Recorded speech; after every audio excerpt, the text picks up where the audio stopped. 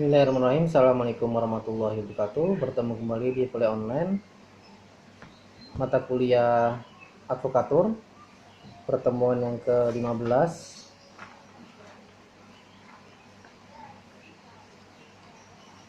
pada bagian 4. Majelis hakim yang kami muliakan, rekan jaksa penuntut umum yang terhormat, serta hadirin sidang sekalian yang berbahagia. Jenis eksepsi yang diajukan: penegakan peraturan tanpa memperhatikan dan memperhitungkan nilai-nilai keadilan justru melahirkan chaos hukum.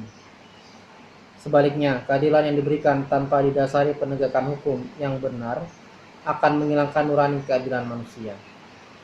Namun demikian, keadilan dengan menelantarkan kepastian hukum dan hak asasi bagi tersangka atau terdakwa justru menjadikan keadilan sebagai sarana kepentingan orang-orang tertentu.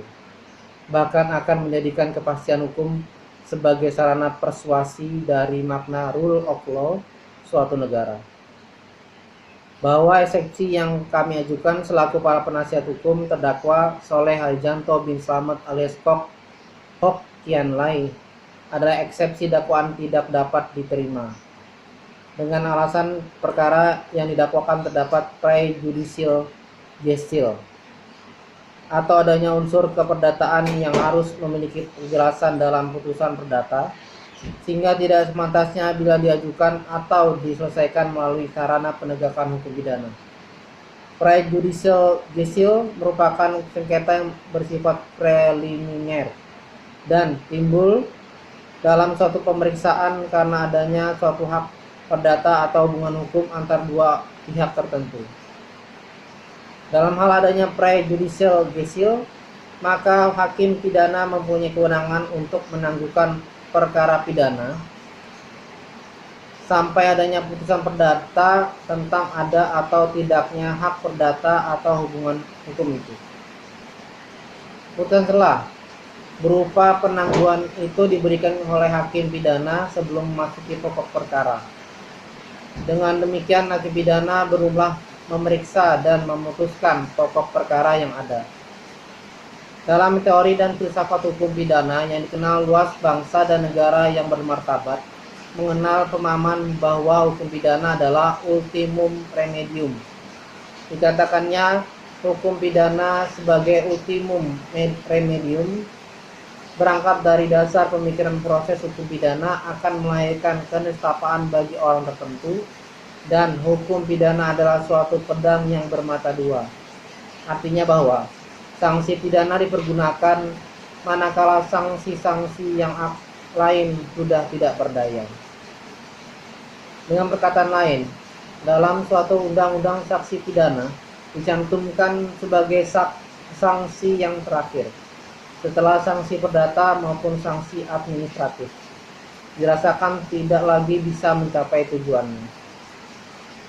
Selain itu, kami para pelaku penasihat hukum terdakwa melihat surat dakwaan dari rekan jaksa penuntut umum adalah dakwaan tidak cermat karena tidak didasarkan atas suatu penyidikan sebenarnya dan adanya bagian-bagian dalam proses penyidikan yang dihilangkan serta ditambahkan begitu saja untuk kemudian dimasukkan dalam dakwaan oleh rekan penuntut umum. Majelis hakim yang kami muliakan, rekan jaksa penuntut umum, serta hadirin sekalian yang terhormat, keberatan mengenai dakwaan tidak dapat diterima bahwa ketentuan pasal 140 ayat 1 KUHP dengan tegas menentukan dalam hal penuntut umum berpendapat dari hasil penyidikan dapat dilakukan penuntutan. Ia dalam waktu cepatnya membuat surat dakwaan.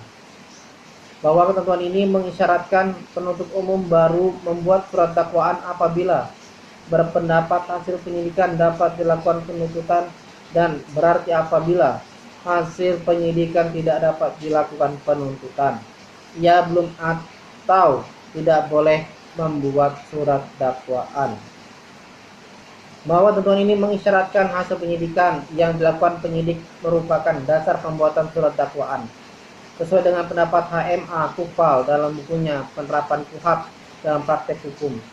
Penerbitan Universitas Muhammadiyah Malang, Malang 2003, halaman 221, yang menyatakan surat dakwaan adalah sebuah akte yang dibuat oleh penuntut umum berisi perumusan tindak pidana yang didakwakan pada terdakwa berdasarkan kesimpulan dari hasil penyidikan. Bahwa karena surat dakwaan itu disusun berdasarkan kesimpulan dari hasil penyidikan, dengan sendirinya apabila hasil penyidikan itu mengandung cacat formal atau mengandung kekeliruan beracara error in prosedur, maka surat dakwaan itu pun menjadi cacat formal atau mengandung kekeliruan beracara error in prosedur. Cukup demikian untuk pertemuan kita pada kali ini. Terima kasih telah menonton. Semoga bermanfaat. Kita bertemu kembali pada bagian yang kelima. Assalamualaikum warahmatullahi wabarakatuh.